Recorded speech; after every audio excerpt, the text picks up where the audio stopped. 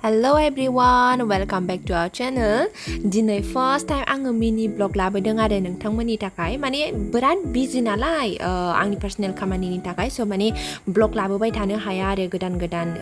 दा बिनि थाखायनो जा एसे खालामदों जेरावनाखि थांदों दसेबाबो enjoy खालामदों बे मोमेन्टखौ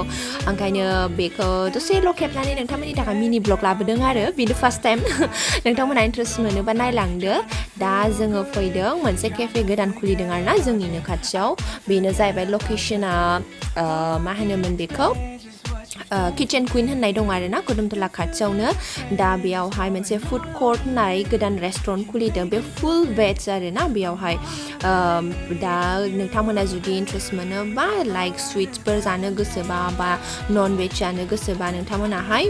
सरि नन भेज लायनो भेज जानो गोसोबा नोंथांमोनाहाय फैनो हागोन आरो बेयाव माने पियर भेज आरो ना जेबो नन भेज मोना बेयाव दा जोङो गोदानसो खुलिनाय नालाय फार्स्ट टाइम जोङो जोंनि खामानि जोबनानै बेयाव दसे हाबफैदोंमोन आरो जानो थाखाय दा बेयाव डिफरेन्ट टाइपनि स्वीट्स मोनगोन ओमफ्राय आलदा आलदा जायगाफोरनि जाग्रा मोनगोन प्लास रेस्टुरेन्टबो दङ बेयावहाय जेन'बा नों चावमिन माबा माबि जानो गोसोबा